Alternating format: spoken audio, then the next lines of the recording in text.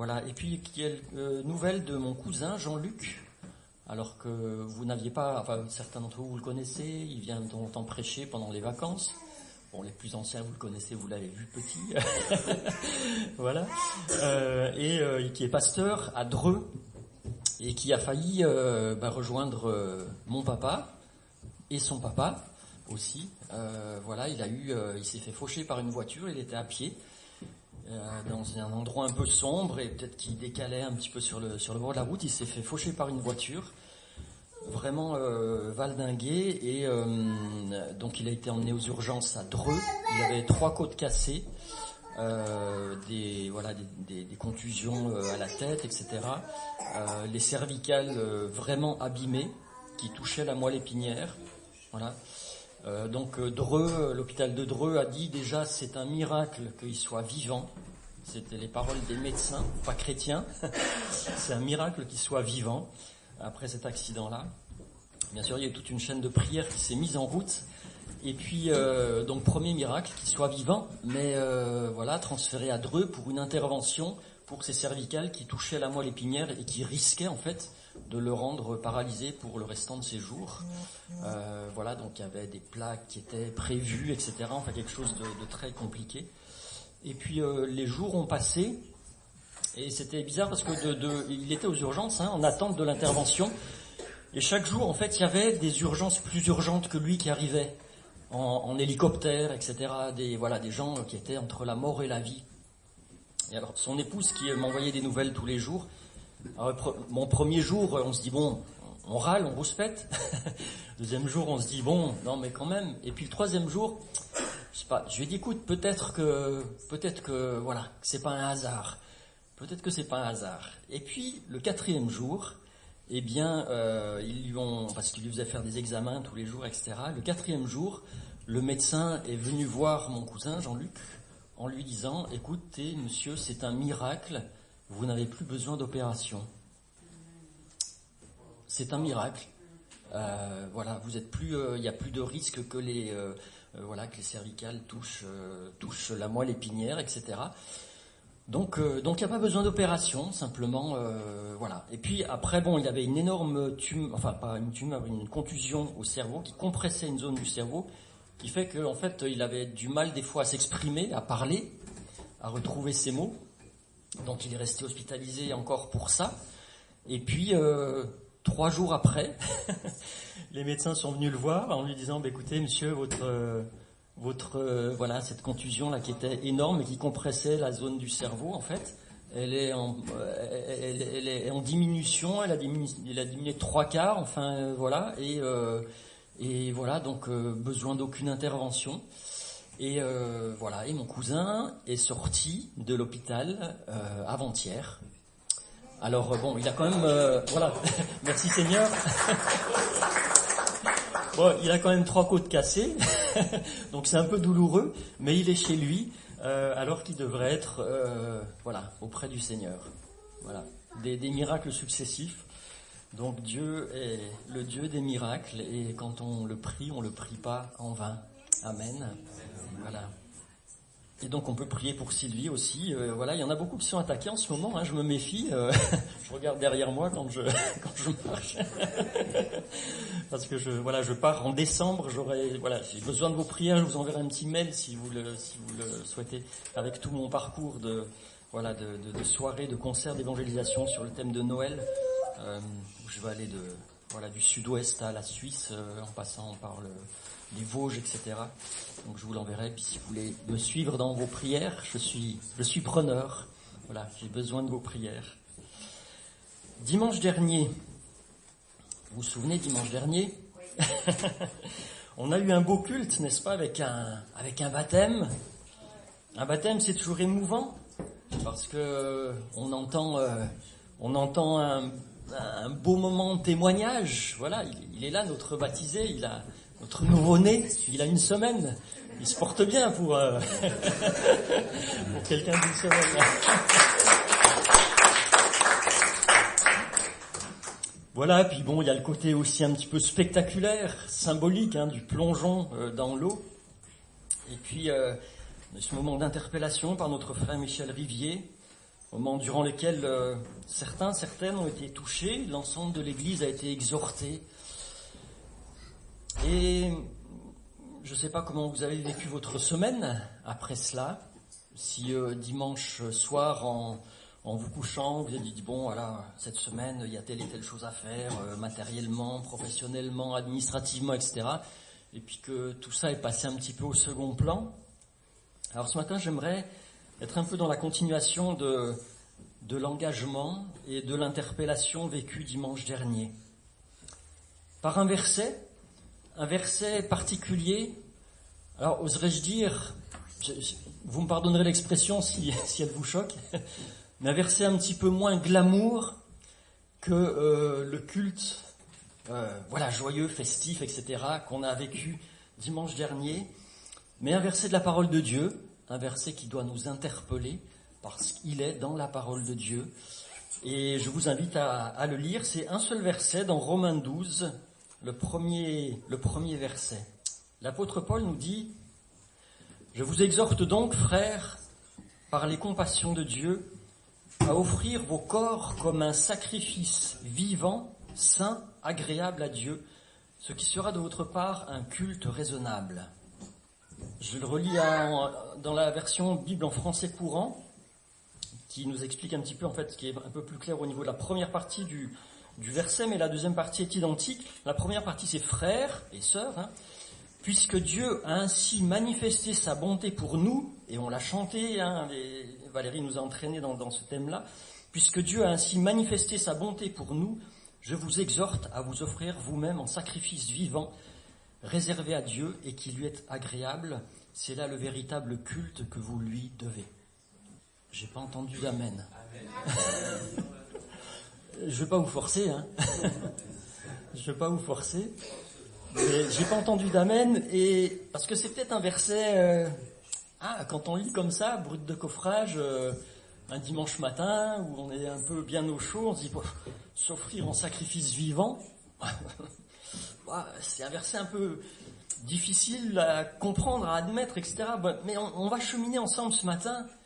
Et puis ma prière, c'est pour que, à la fin de la méditation et du cheminement qu'on va faire ensemble, eh bien, je relirai ce verset, et puis que toute l'Église dise un vibrant amen qui fasse trembler les murs de l'Église.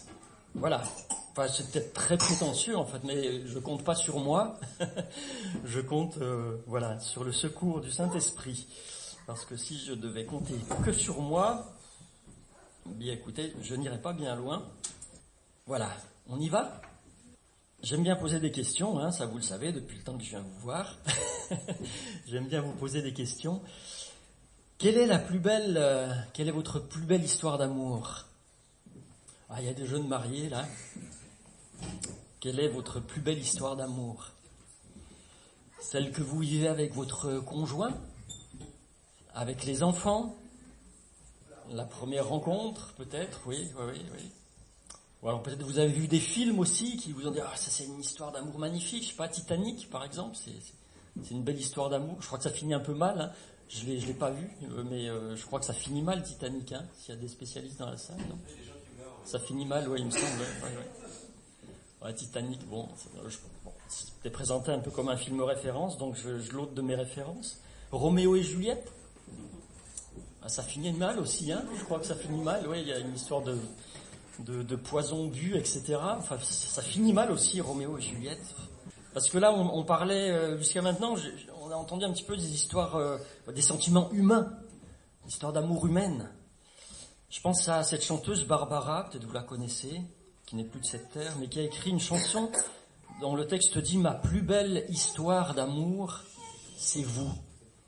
Je ne sais pas si vous connaissez cette chanson, c'est une très belle chanson, en même temps très désespérée. Elle l'adresse à son public. Et avec son public, elle partageait ses souffrances, ses questions, ses peurs, ses blessures, ses constats sur la violence de la vie, son enfance tragique. C'est une femme qui avait été abusée en étant enfant, adolescente, etc. Et ça restait une histoire d'amour souffrante, révoltée, déchirée, avec tellement de soif, Et puis ces moments d'histoire d'amour avec son public, ça s'arrêtait quand le concert était fini. Et puis elle se retrouvait toute seule face à ses déchirures et ses souffrances. Les histoires d'amour humaines sont terriblement imparfaites. Et effectivement, la plus belle, la plus grande histoire d'amour, l'amour le plus beau, l'amour le plus parfait, c'est celui de Dieu envers l'être humain. C'est celui de Dieu envers vous. Il n'y a pas d'histoire d'amour plus forte, plus puissante, plus exemplaire, plus grande que cette histoire qui existe entre Dieu et puis sa créature, l'homme, l'être humain, l'homme et la femme. Une histoire d'amour dont Dieu est à l'origine, n'est-ce pas? Parce que Dieu est à l'origine de toute chose. Il est à l'origine de toute chose. Et si vous êtes là ce matin, c'est parce qu'il est venu vous chercher. Et on voit même au tout premier moment de l'existence de notre planète, comment Dieu crée cet univers, comment il crée le jardin d'Éden, comment il crée les galaxies, comment il crée les bonnes choses de la terre, la mer, les poissons, la verdure, les plantes, le soleil, la lune, les étoiles, etc., pour placer l'être humain ici et quelque part lui offrir en cadeau ce magnifique jardin d'Éden, avec bien sûr des instructions. Voilà, ça tu peux, il y a 1001 autorisations, hein, ça c'est pour toi, ça tu peux faire ça. Mais il y avait juste une interdiction. Et vous connaissez que voilà la fin.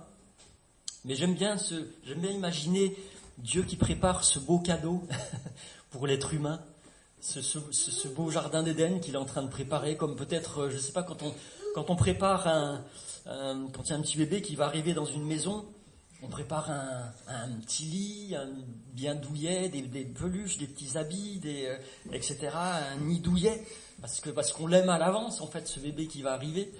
Peut-être que c'est un parallèle un peu qui nous aide peut-être à imaginer le sentiment de Dieu quand il prépare tout cela. Et puis, vous connaissez la suite, la désobéissance, parce qu'il y avait une interdiction, mais l'être humain a choisi de désobéir. Mais même après cette désobéissance, on voit quand même Dieu qui protège. Bien sûr, il y a la punition. Bien sûr, il y a l'homme et la femme qui sont chassés du jardin d'Éden, mais on voit Dieu qui continue à prendre soin de l'homme et de la femme, de ses descendants. Et puis, on peut parcourir tout l'Ancien Testament et voir tout au long, en fait, de l'Ancien Testament que Dieu est toujours là à proposer son amour, même lorsque le peuple d'Israël désobéit. Vous savez, quand Israël est en Égypte, qu'il est sous l'esclavage égyptien, Dieu dit par la bouche du psalmiste, dans le psaume 80, vous pourrez le lire, il dit « Oh, si mon peuple m'écoutait, si Israël marchait dans mes voies, le bonheur d'Israël durerait toujours. Je le nourrirais du meilleur froment, je le rassasirais du miel du rocher. » Qu'est-ce qui devait être bon, ce miel du rocher, hein? Jean-Pierre, toi qui es amateur. Mais ces paroles nous montrent quel est le cœur de Dieu pour son peuple, même qu'il a abandonné. Il lui donnerait du miel du rocher, vous vous rendez compte? Et on peut continuer, là on est au début dans les premiers livres de la Bible, mais on peut continuer, parcourir tout l'Ancien Testament, qui montre de plus en plus précisément comment Dieu va montrer son amour de manière concrète, en venant en lui-même, en la personne de son Fils Jésus-Christ et en se donnant en Jésus-Christ. On voit cette révélation progressive, on en parlait, la révélation progressive, au fur et à mesure de l'Ancien Testament, de plus en plus clairement, on voit Jésus qui arrive. Et on voit que Dieu va donner ce qu'il a de plus précieux pour arracher l'homme de ce bourbier dans lequel il s'est enfermé lui-même en refusant d'obéir et d'écouter les paroles de Dieu. Il va donner Jésus. Il va donner Jésus. Dieu nous donne cette vie par excellence, cette vie de communion, cette vie de marche avec Dieu, cette vie de qualité supérieure, je dirais, par rapport à à la vie humaine traditionnelle, normale, sans Dieu. Vivre de ce qu'il y a de meilleur dans cette existence. Parce que bien sûr, le meilleur, il nous attend dans l'éternité. Mais le meilleur, il est déjà là aussi, n'est-ce pas? Quand les disciples demandaient à Jésus quand viendra le royaume de Dieu? Vous savez, on est toujours insatisfait du présent et on veut toujours demander quand viendra le royaume de Dieu? Jésus leur dit mais le royaume de Dieu, il est déjà là. Alors profitez-en aujourd'hui et puis à chaque jour suffit sa peine. C'est aussi Jésus qui l'a dit ça, et là le monde le reprend aussi, cette expression à chaque jour suffit sa peine, souvent sans savoir que c'est Dieu, que c'est Jésus qui l'a dit. Mais voilà, l'amour de Dieu a été manifesté, montré, prouvé. Jésus est monté sur la croix, il nous a donné le meilleur, il nous a donné sa vie. Et ça, c'est le cœur de Dieu. Il donne le meilleur. Il donne le meilleur. Et il veut donner le meilleur à chacun d'entre vous aussi. Il veut donner le meilleur de chacun d'entre vous. Mais je fais une petite parenthèse maintenant, parce que le meilleur, c'est pas forcément ce que nous pensons. D'accord? Le meilleur, c'est pas forcément ce que nous pensons. Mais le meilleur, c'est ce que Dieu dit. Et il nous faut apprendre à connaître Dieu par la parole de Dieu, par la lecture de la parole de Dieu, pour pouvoir accepter sa volonté et vivre ce chemin en vivant de la parole de Dieu, de la prière, et pour découvrir ce qu'il a de meilleur pour nous. Ces œuvres préparées d'avance afin que nous les pratiquions, nous dit l'apôtre Paul. Le meilleur que nous pensons, c'est pas forcément, c'est même pas toujours, c'est même pas souvent le meilleur que lui a préparé pour nous. Voilà, je referme la parenthèse. Mais voilà, la plus belle histoire d'amour que le monde n'ait jamais connue, c'est l'amour de Dieu envers l'être humain. C'est Dieu qui donne ce qu'il a de plus précieux. Mais vous allez me dire, une histoire d'amour, ça va dans les deux sens. Et là, j'ai parlé que de l'amour que Dieu veut nous donner, que Dieu nous a donné, qu'il nous a donné, et que, voilà, qu'est-ce qu'on en fait? Une histoire d'amour, ça va dans les deux sens. Si quelqu'un dit à une autre personne « je t'aime » et que l'autre personne ne répond pas, bah c'est un peu triste, hein. Voilà. Mais bon, des fois il vaut mieux peut-être, je sais pas. Et voilà. Mais là, on n'est pas dans cette situation-là. Une histoire d'amour, ça va dans les deux sens. Une petite question, savez-vous ce que sont les prémices? Les prémices. Les prémices, alors, les dictionnaires humains classiques disent, je suis allé voir, je ne sais plus dans quel dictionnaire c'était, ils disent c'est les premiers fruits de la terre, les premiers animaux nés du troupeau que les anciens offraient à la divinité. Voilà, ça c'est la définition humaine. Puis il y a la définition biblique qui recentre, parce que l'être humain, il déforme bien souvent le sens des mots, n'est-ce pas?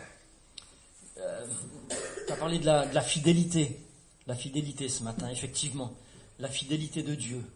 On doit pouvoir savoir ce que c'est que la vraie fidélité de Dieu. Parce que si on regarde à la fidélité de l'être humain, eh bien, la fidélité de l'être humain, elle est à géométrie variable. L'amour de l'être humain, il est à géométrie variable.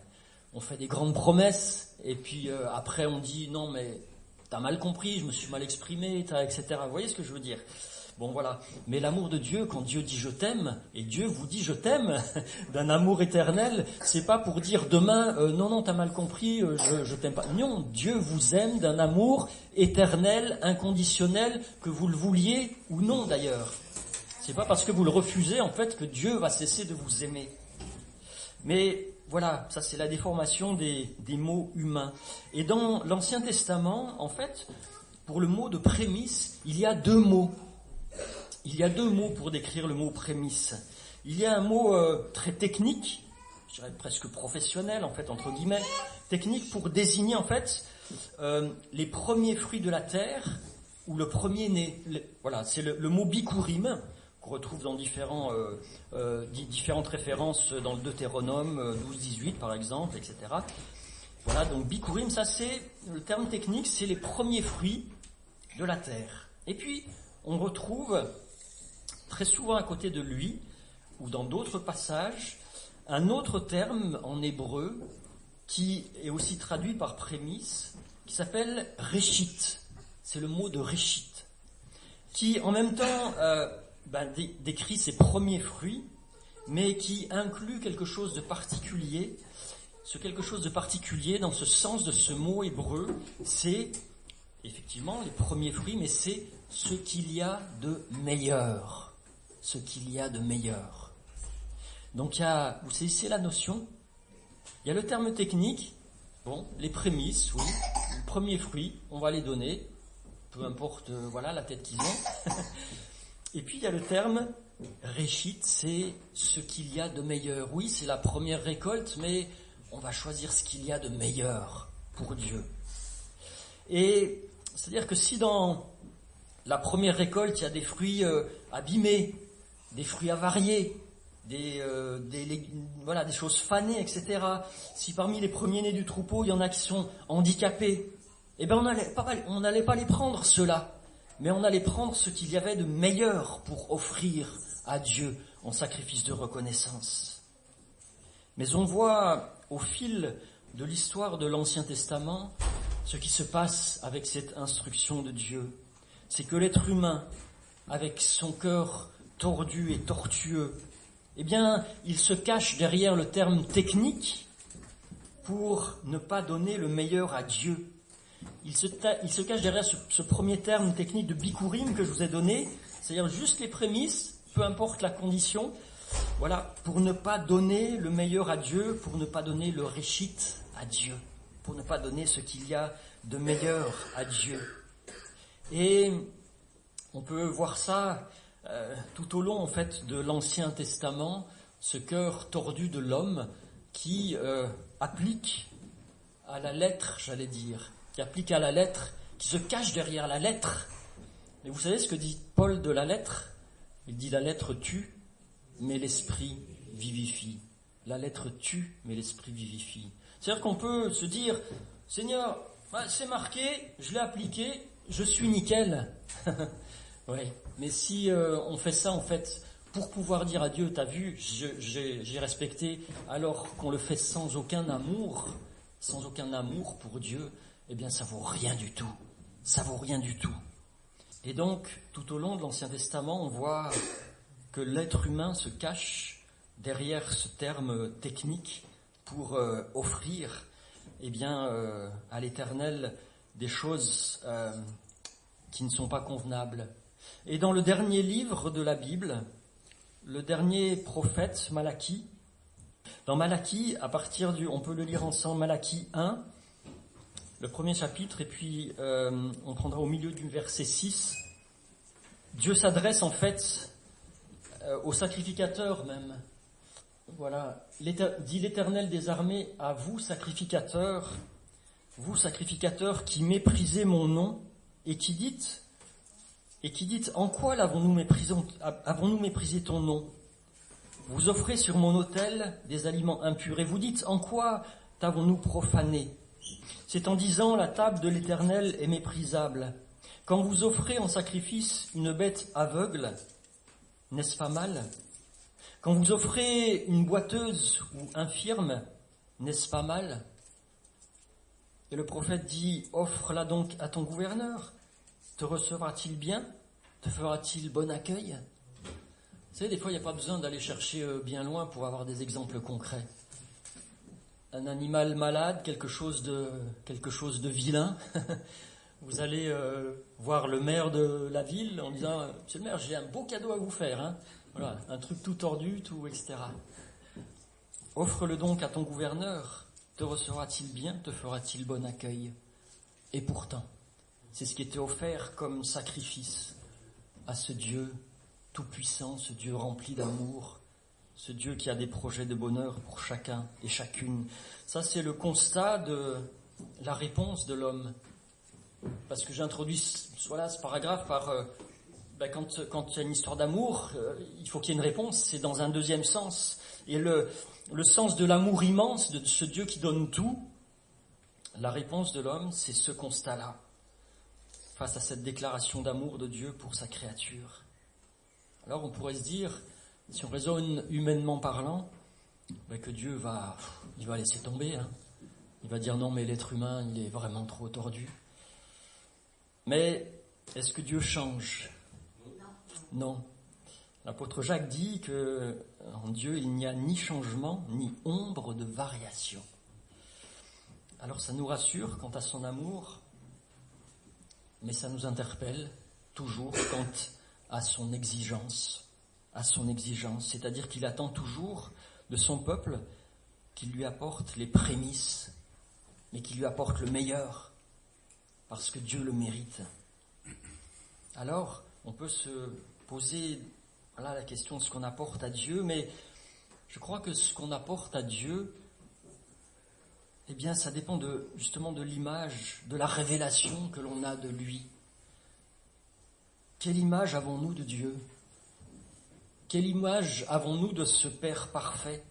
Est-ce que c'est l'image d'un Dieu un peu lointain dans les nuages, un peu loin de tout, d'un Dieu un peu spectateur de ce qui se passe dans ce monde, de ce qui peut peut-être se passer dans nos vies, un Dieu un peu roue de secours qu'on appelle quand on est dans le besoin et puis à qui on tourne le dos quand on est dépanné, ou alors c'est ce Dieu tout-puissant, ce Dieu omnipotent, omniscient, omniprésent, créateur de l'univers, de cet univers magnifique que l'homme n'a pas encore fini de sonder, de ces plus de 2000 milliards de galaxies qui sont à peu près chiffrées aujourd'hui. Il y en avait 200 milliards de galaxies il y a 30 ans, selon les scientifiques. Il y en a maintenant plus de 2000 milliards. Vous savez, Dieu est infini. Voilà, mais l'homme essaye de se comparer. Est-ce qu'on a cette image de ce Dieu roi des rois, de cette autorité suprême et de ce Dieu d'amour ? Quelle vision de Dieu, quelle révélation de Dieu avons-nous ? Est-ce que nous avons, oui, cette révélation d'un Dieu fidèle, d'un Dieu qui ne change pas, d'un Dieu qui dit « je t'aime » d'un amour éternel, je t'aime d'un amour inconditionnel, de ce tout est accompli à la croix du Calvaire ? Parce que ce que nous allons lui apporter dépend de la révélation de ce que nous avons du Seigneur et de cet amour qu'il a manifesté. Je vous exhorte donc, frères, par les compassions de Dieu, à offrir vos corps comme un sacrifice vivant, saint et agréable à Dieu, ce qui sera, d'autre part, un culte raisonnable. Un culte raisonnable. Le premier service de l'enfant de Dieu, du chrétien, c'est de rendre ce culte raisonnable. Et si on a les yeux ouverts sur la réalité de Dieu, si on a goûté, si on a expérimenté, eh bien on a envie de rendre ce culte raisonnable, ce culte qui lui est agréable, on a envie de le glorifier, on a envie de l'adorer, on a envie de tout lui donner.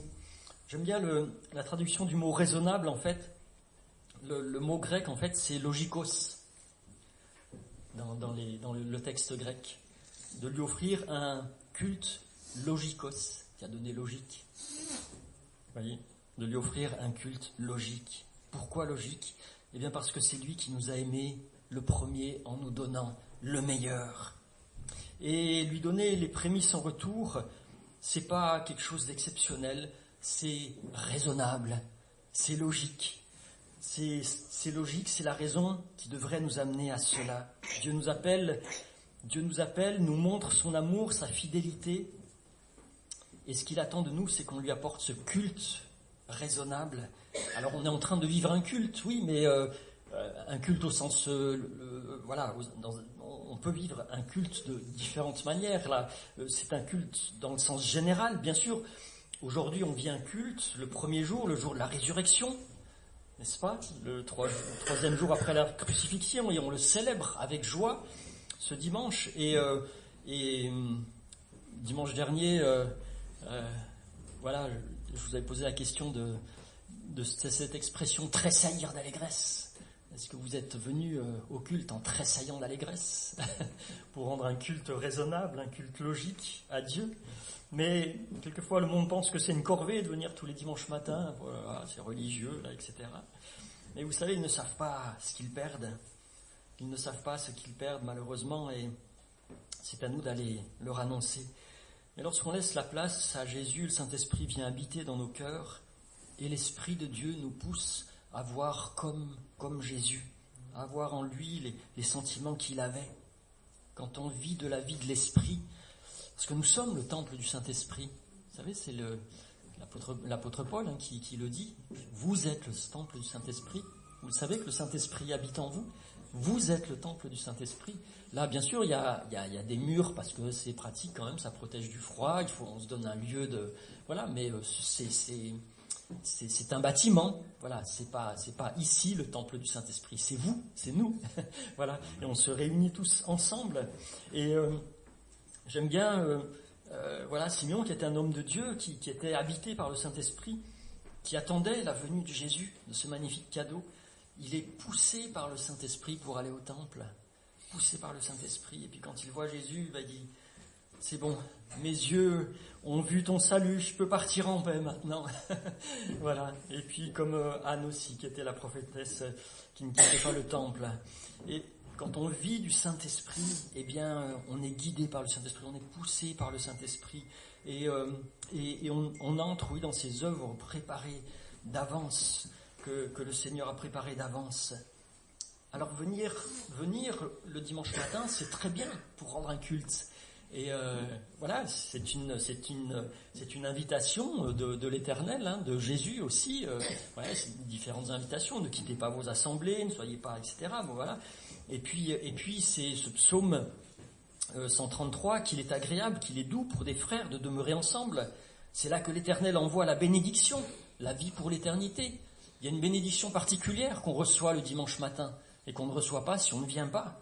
Ça ne veut pas dire qu'on n'est pas béni le reste de la semaine, mais de venir le dimanche matin entre frères et sœurs, eh bien, il y a une bénédiction particulière. On a besoin de cette communion fraternelle.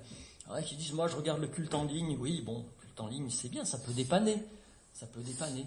Mais si un jour tu as besoin de parler, de prier avec quelqu'un, de partager tes fardeaux, eh bien, ce sera l'église locale que tu trouveras. C'est pas le culte en ligne. Voilà. Et nous sommes le temple du Saint-Esprit. Et voilà, là où 2 ou 3 sont rassemblés en mon nom pour décrire l'église, hein, c'est Jésus qui disait cela. Eh bien, je suis au milieu d'eux. Voilà, il est au milieu d'eux, il est au milieu de nous de manière particulière. Ça ne veut pas dire non plus qu'il n'est pas avec nous le reste de la semaine, bien sûr que non, mais ça veut dire qu'il y a une bénédiction particulière, il est présent de manière particulière le dimanche matin pendant notre temps de culte. Mais quelque part, donner le meilleur, c'est, oui, le premier jour de la semaine, mais pas que. Les prémices de tous les autres jours à suivre aussi. Et voilà, quelquefois, on se dit, bon, je suis venu au culte dimanche matin, c'était bien, et puis voilà, le reste de la semaine, je vais aller vivre ma vie. Non. Comme si voilà, Dieu passait un petit peu au second plan. Alors pendant la semaine, on peut peut-être, je sais pas, juste écouter quelques chants de louanges. Tiens, oui, allez, tiens, j'ai ma Bible là, oui, c'est vrai, ça fait 4 jours que je l'ai pas ouverte, faudra peut-être que je l'ouvre. Non, voilà, au cours de la semaine, il est bon de prévoir des rendez-vous divins, des moments de tête à tête, de cœur à cœur, avec celui qui nous a tellement aimés et celui que l'on veut aimer tellement en retour. Parce qu'on a réalisé son amour pour nous, on veut lui montrer notre amour en retour. Vous êtes d'accord avec ça? Parce que quand on aime quelqu'un, eh bien, ça se voit. Quand on aime quelqu'un, ça se voit. Et quand on veut inviter quelqu'un à être chez soi et qu'il soit bien chez soi, eh bien, on fait tout pour que, voilà, pour que tout se passe bien, pour que la personne se sente honorée, se sente accueillie dans notre cœur, dans notre vie. N'est-ce pas? Si vous invitez quelqu'un à manger, ou je sais pas si, bon, je vais prendre moi mon exemple. Si je vous invite à la maison pour un repas, alors je vous le conseille pas de venir, hein, parce que vous allez être nourri de baies de goji, d'amandes et de noix de cajou. Voilà. Mais imaginons, bon bref, je vous invite à la maison, puis voilà, vous êtes là assis dans le salon. Et puis moi, pendant que vous êtes là, eh bien, je sais pas, je vais faire le ménage, je vais répondre à des mails, je vais regarder si j'ai, voilà, faire un tour dans le jardin, etc. Et puis, je viens de temps en temps vous voir en me disant, ah, ça va, tout va bien, hein, vous êtes bien. Vous allez dire, mais il se moque de nous, quoi. Il se moque de nous. Mais vous savez, quand on regarde avec notre Dieu, on l'invite, c'est notre invité permanent, Jésus, dans notre vie, n'est-ce pas? Et est-ce que j'agis pas quelquefois un peu comme ça? c'est-à-dire en étant à droite, à gauche, dans mes affaires personnelles, matérielles, etc. Puis de temps en temps, je viens voir Jésus, je lui dis, bon, Jésus, ça va, hein tout va bien. Jésus, il va bien, vous faites pas de soucis pour lui. C'est plutôt, faites-vous du souci pour votre cœur. Tu sais, comme quand Jésus montait sur le chemin qui monte au mont Golgotha et que les femmes pleuraient. Jésus disait, pleurez pas sur vous, mais pleurez plutôt, ne pleurez pas sur moi, mais pleurez plutôt sur vous et sur vos enfants. Jésus, il avait tout à perdre en venant à notre rencontre et en donnant sa vie. Et il attend que, voilà, en retour, on ne lui donne pas des miettes, mais des prémices, ce qu'il y a de meilleur, nos forces, le meilleur moment de la journée peut-être, le matin, je sais pas, pour certains, c'est pas le matin le meilleur moment, parce qu'il y en a qui s'endorment en allant, enfin qui sont pas encore réveillés quand ils arrivent au travail, je sais pas, mais enfin si vous êtes comme moi, mais donc c'est peut-être pour d'autres c'est le soir, mais le meilleur moment de la journée, voilà, prendre un moment pour être à part, en communion avec Dieu, prendre un temps particulier. Aussi peut-être prendre un temps quand, voilà, je vois qu'il y a des jeunes dans notre église, des jeunes, voilà, prendre ce temps pour le consacrer à Dieu, quand on a des forces, dire Seigneur, voilà, là j'ai de l'énergie, moi j'ai plus mes 20 ans, vous savez, et je me dis, mais si je m'étais donné au Seigneur, si je m'étais consacré, si plus tôt, ben voilà, que de temps perdu. Et vous êtes jeune, alors vous pouvez y aller. Et la moisson, elle est grande, et il y a peu d'ouvriers. Alors Dieu appelle, il appelle aussi les plus anciens. Il y a du travail pour tout le monde dans la vigne. Hein. Souvenez-vous, les ouvriers de la 11e heure, jusqu'au dernier moment, ils ont été appelés. Et je me souviens, c'est avec Ginette ce matin, on parlait de... C'était amusant parce que là, en arrivant, elle m'a parlé de notre ancienne doyenne. Notre doyenne, je pense que c'est toi maintenant, voilà. Mais l'ancienne doyenne, c'était Suzy. Et Suzy, certains d'entre vous l'avaient connue, peut-être pas tout le monde, oui, mais elle habitait juste dans le quartier à côté. C'était une dame qui était très âgée. Je sais pas à quel âge elle est décédée, 96 ans. Et je me souviens, un des derniers groupes de maisons, dans sa maison, elle me disait, ah Manu, tu sais quoi ? Je suis en train d'apprendre par cœur le premier chapitre de l'évangile de Jean. À 96 ans. Je me suis pris une grande claque. Hein. Voilà. Mais c'était son cœur qui vibrait pour le Seigneur. Alors, que l'on soit... Bien sûr, l'Église doit aussi avoir à cœur la jeunesse pour accompagner. C'est pour cela que, on a ces cultes particuliers pour les enfants, pour que le plus tôt possible, ils puissent comprendre qu'ils sont aimés et qu'ils ont besoin aussi de se consacrer, de donner leur vie à Jésus. Même si ça peut être une vie, les jeunes chrétiens actuels, je pense que c'est compliqué d'être chrétien actuellement, d'être jeune chrétien, d'être dans un univers où on peut se moquer de nous parce qu'on a telle et telle conviction sur la vie, sur etc., sur le couple, sur les relations filles-garçons, etc., ou les relations tout court. Et on peut être... je pense que c'est difficile d'être jeune.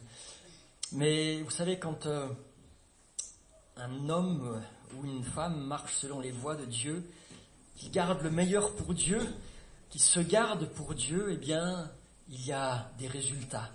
Et c'est ceux-là qui seront vainqueurs. C'est ceux-là qui seront vainqueurs, qui écouteront la parole de Dieu, qui la mettront en pratique, qui donneront les prémices, qui donneront ce qu'ils ont de meilleur. Et ce seront eux, les vainqueurs. Même si, bien sûr, il peut y avoir des chemins, et on peut penser à une jeune baptisée vous connaissez peut-être, un jeune qui en ce moment a de gros combats et pour lesquels on peut prier. Un fils prodigue, mais quand le fils est parti, il y a aussi un retour à la maison. Il y a ce père qui court sur le chemin et qui dit, mon fils qui était perdu je l'ai retrouvé, mon fils qui était mort est revenu à la vie. C'est l'amour infini de Dieu. Et Dieu récompense ceux qui lui sont fidèles, Dieu récompense ceux qui lui offrent le meilleur. Et voilà, cette assurance nous est donnée à tous les âges, quelle que soit la situation, qu'on soit jeune, qu'on soit plus âgé. Quand on a ce feu pour le Seigneur, cette soif de la parole de Dieu, cette soif de donner le meilleur, de donner les prémices, de donner le meilleur à notre Dieu, eh bien, cette assurance, elle est donnée à tous les âges. L'assurance de l'amour de Dieu, elle est donnée à tous les âges, et quelle que soit la situation. Quelle que soit la situation, que ce soit dans les couples, que ce soit dans le monde des affaires, que ce soit dans notre relationnel aux autres, dans le quotidien, dans notre manière de vivre, je sais pas, même dans le sport, etc. Donner le meilleur, se nourrir de sa vérité, de son amour, et c'est là qu'on sera un puissant témoignage de l'amour de Dieu. Que le meilleur soit toujours pour le Seigneur. Il nous a tellement aimés, tellement donné. Amen. Je finirai juste avec un exemple dans la tentation de recevoir sans donner. Cet épisode de David, je ne sais pas si vous vous souvenez, quand David a péché en dénombrant le peuple d'Israël. Mais il l'avait fait dans un mauvais état d'esprit, c'est-à-dire qu'il avait fait un dénombrement pour se dire, bon, on va voir combien on est fort, quoi. Voilà, c'était pas inspiré par le Saint-Esprit, c'était inspiré par la chair humaine et par son orgueil. Et Dieu l'a puni. Et puis Dieu l'a puni, et pour arrêter cette punition, eh bien David veut offrir un sacrifice. Il veut offrir un sacrifice dans un champ particulier, et c'est le champ de Aravna. Il veut offrir un sacrifice de pardon sur ce terrain d'Aravna. Et Aravna dit au roi, eh bien, écoute, vas-y, prends le terrain, prends le bois pour le sacrifice, prends le bétail, je te donne tout est à toi, sers-toi. Mais David lui répond, non, je vais te payer tout cela à son juste prix. Je ne veux pas offrir au Seigneur mon Dieu des sacrifices qui ne me coûtent rien. Des prémices dans le sens technique du terme, des animaux boiteux, des fruits et des légumes à moitié pourris. Non, je veux t'offrir le meilleur. La plus belle histoire d'amour, c'est celle entre Dieu et l'homme, car Dieu nous donne le meilleur. Alors comment lui répond-on ? Est-ce qu'on lui répond par des miettes ou par Seigneur, ma vie t'appartient, je veux tout te donner. Soyons conscients que notre relationnel sur la terre avec les autres, dans nos relations amoureuses, dans notre relation amicale, dans notre relation au travail, etc., dépendra directement de l'amour que l'on offre à Jésus en retour du sien. Parce qu'il est la source de l'amour. Et l'amour de Dieu, plus on s'en nourrit, plus on est amené à le partager, et plus on le partage, plus on en est riche. Amen. Alors ne vous privez pas. Ne vous privez pas de cela. Et quand le Saint-Esprit travaille nos cœurs pour que l'amour de Dieu soit vraiment révélé à notre esprit, eh bien, qu'on puisse en sonder la largeur, la longueur, la profondeur et la hauteur. Et si on a la révélation de l'amour de Dieu, notre vie sera bouleversée et le monde changera autour de nous. Et tout cela vient de Dieu, nous dit l'apôtre Paul, qui nous a réconciliés avec lui par Christ et qui nous a donné le ministère de la réconciliation. Amen. Étant bouleversés par l'amour de Dieu, eh bien, nous impacterons le lieu où Dieu nous a placés. Si on a la vraie révélation de l'amour de Dieu, on pourra vraiment aimer à notre tour. Si on a la vraie révélation du pardon de Dieu, nous pourrons apporter le pardon à notre tour. Si on a la vraie révélation de la guérison intérieure que Dieu peut donner, et extérieure aussi, mon cousin Jean-Luc en est le témoin, nous pourrons apporter la guérison là où nous sommes. Si nous avons été restaurés alors que notre vie était brisée, eh bien, nous serons des hommes et des femmes qui apporteront la restauration dans le nom de Jésus-Christ. Amen. Si par la puissance de l'amour de Dieu, notre vie a été reconstruite, alors nous serons porteurs de ce projet de Dieu de reconstruire chaque vie brisée, de reconstruire sur des champs de ruines, parce que rien ne lui est impossible. Son amour est éternel et son amour est tout puissant. Amen. Apportez la bénédiction dans le nom de Jésus, alors que nous sachions lui rendre ce culte raisonnable, ce culte logique qui lui est agréable. Je reprends ce verset de Romains 12, verset 1. Frères et sœurs, puisque Dieu a ainsi manifesté sa bonté pour nous, je vous exhorte à vous offrir vous-même en sacrifice vivant, réservé à Dieu et qui lui est agréable. C'est là le culte véritable que vous lui devez, le culte raisonnable. Amen. Amen.